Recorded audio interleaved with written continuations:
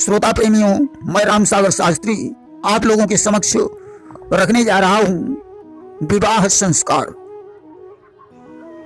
देखिए, विवाह एक ऐसा संस्कार है जिसमें देश रीति, लोक रीति, कुल रीति और वेद रीति चारों रीतियों का समावेश होने के कारण इसके कृत्यों में भिन्नता पाई जाती है।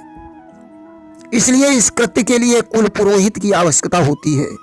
अगर कुल पुरोहित नहीं है, कोई दूसरा आचार्य कृत्य करवा रहा है, तो कृत्य में भिन्नता आना स्वाभाविक है। जिस देश में जैसा कृत्य होता है वहां वैसा ही होना चाहिए। जिसके कुल में जैसा कुछ हो रहा है उसे वैसा ही करना चाहिए। लोक रीति तो एक जैसी होती है। वैसे विवाह को वैदिक विधि से ही संपन्न कराना चाहिए। विवाह पद्धति में चढ़ावा के समय पर एक श्लोक आया है, ओम देव शांति कलशम गणेश वरुण गौरी कुमार्यार्चनम रक्षा सूत्र करम विभूषण मथो कौशेयवासासकम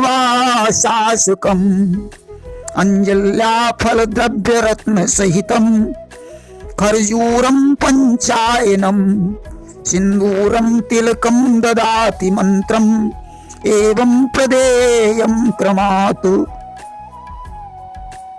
संपूर्ण वैवाहिक कार्यक्रम के लिए किसी कवि ने एक छंद लिखा है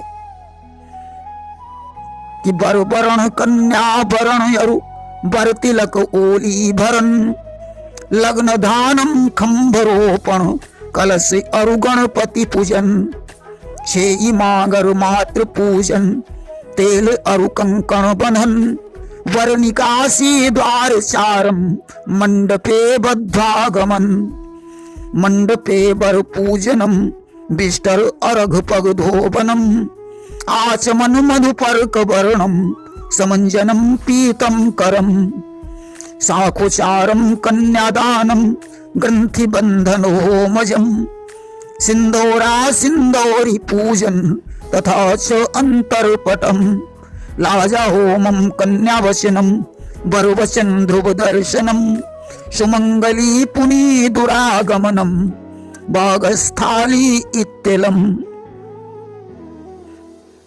देखिए, विवाह में मंडप को विष्णु का स्वरूप माना जाता है। इसमें आम का पटरा शुद्धता का प्रतीक है, गिलास धन का प्रतीक है, कलश वरुण आदि देवताओं का प्रतीक है, बांस की छड़ी वंश वृद्धि का प्रतीक है, गूंथ दोनों रिश्तों को मजबूती से बांधने का प्रतीक है, 7 गूंथ 7 जन्मों तक एक डोर में बंधे रहने का प्रतीक है, कुसमोज पतार मनोरथ पूर्ण का प्रतीक है, चूल्हा गृहस्थ जीवन का प्रतीक है तथा दीपक प्रकाश का प्रतीक माना जाता है, सूप अच्छाई को ग्रहण करने का प्रतीक है, मौर विष्णु के मुकुट का प्रतीक है और मौरी लक्ष्मी के मुकुट का प्रतीक है, फूल प्रसन्नता का प्रतीक है, फूलों की माला प्रसन्नता को गले में धारण करने का प्रतीक है, मेहंदी मानसिक शांति का प्रतीक है, पचिया त्याग का प्रतीक है, गोद भरना आशीर्वाद का प्रतीक है, कंकण तावीज का प्रतीक है, तेल पीड़ा नाशक होता है, महावर सुहाग की निशानी का प्रतीक है, सूत पूर्णा 7 जन्मों तक रिश्ते को जोड़े रहने का प्रतीक है, मठिया शांति का प्रतीक है, देवी पितृ देवताओं को इकट्ठा करने का प्रतीक है,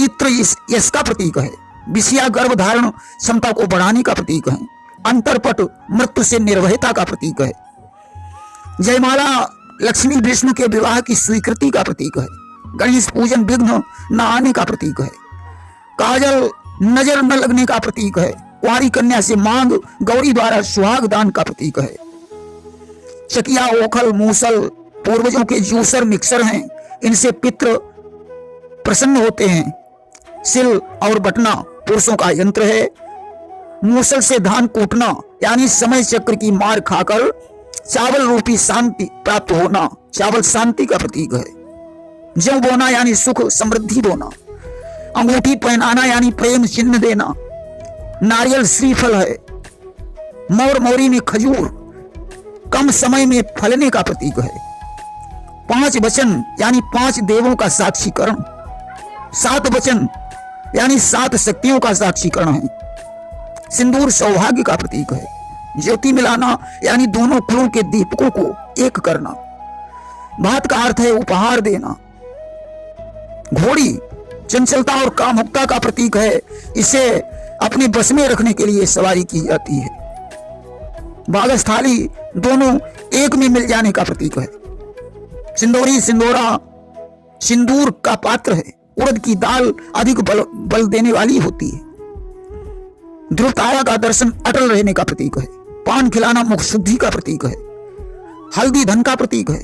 गूंथ खुलवाने का मतलब है अब मजबूती आ चुकी है, गूंथ की जरूरत नहीं है। कंकन खुलवाने का मतलब है अब तावीज की जरूरत नहीं है।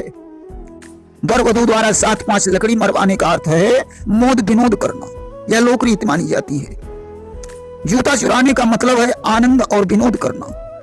काली चूड़ी का मतलब है काले रंग पर किसी का रंग न चढ़ना। हरी चूड़ी बुध चंद्र का प्रतीक है, अतः हरी चूड़ी भी श्रेष्ठ मानी जाती है। चढ़ावा दिखाने के लिए है। ग्रंथि बंधन एक में जुड़ जाने के लिए है। पत्नी का अंगूठा पकड़ने का मतलब है जीवन पर्यंत पालन करने की प्रतिज्ञा लेना। अस्मारोहण का मतलब है पत्थर की तरह पतिव्रत धर्म में स्थिर रहना। साधु भवान आस्ताम का मतलब है कन्या का पिता कहता है गृहस्थाश्रम के नियम और जिम्मेदारियों को ध्यान में रखकर बैठो। विष्टर पाद्य आचमन मधुपर्क का 3 बार उच्चारण कराने का मतलब है त्रिदेवों का ध्यान रखकर त्रिवाचा भरवाना। मधुपर्क जोड़े के जीवन में मधुरता बनाने के लिए है। अंगन्यास में वर कहता है मैं 10 इंद्रियों को स्वस्थ रखूंगा। अग्नि से तेजस्वी बनने की प्रेरणा ली जाती है। हाथ पीले करने का मतलब है त्याग तपस्या बलिदान सहनशीलता की प्रेरणा लेना। साखोचार का मतलब है दोनों कुलों के नामों का परिचय कराना। कन्यादान का संकल्प लेने का मतलब है दृढ़ प्रतिज्ञा करना। 4 वस्त्रों को देने का मतलब है दीर्घायु रूप सौंदर्य की कामना तथा उत्तम पुत्रों की आशा करना। लाजा होम का मतलब है कष्टों में भी पढ़कर मुस्कुराना। परिक्रमा के मंत्रों का अभिप्राय है दीर्घायु समृद्धि कुटुंब वृद्धि की कामना करना। परिक्रमा का मतलब है हम दोनों गृहस्थ जीवन के सब कार्य साथ साथ करेंगे। 4 परिक्रमा का मतलब है धर्म अर्थ काम और मोक्ष को प्राप्त करना। 3 में पत्नी आगे क्यों रखी जाती है? क्योंकि धर्म अर्थ काम के विषय में पत्नी अधिक जानती है, मोक्ष संबंधी बातों को पति अधिक जानता है। टिकावन का मतलब होता है टिके रहना। देखिए कन्या के 7 वचन हैं। सुख दुख गरीबी में एक समान प्रीति रखो। होम यज्ञ व्रतदान तीर्थ मुझे साथ लेकर करो। तीनों अवस्थाओं में एक सी प्रीति रखो। धर्म अर्थ काम मोक्ष चारों में मुझे अर्धांगिनी समझो। गाय भैंस हाथी घोड़ा ऊंट मेरी सलाह से खरीदो। ऋतु ऋतु के भोजन वस्त्र गहने दो। पराये घर में बेइज्जती न करो। वर के 5 वचन इस प्रकार हैं। वन दोपहर आधी रात को घर से न निकलो। नशेबाज तरुण पुरुष के सामने न पड़ो। बिना बुलाए पिता के घर न जाओ। हमेशा पति की प्रशंसा करो। फटे पुराने वस्त्र में भी पति की प्रशंसा करो। विवाह में भाभी नंद की शिक्षिका होती है। देखिए जब भगवान राम का विवाह होकर आया तो माताओं ने लोक रीत की कि लोक रीति जननी करही बर दुलहिनी सकुचाही मोद विनोद निहारी बहु राम मन ही मुस्काही।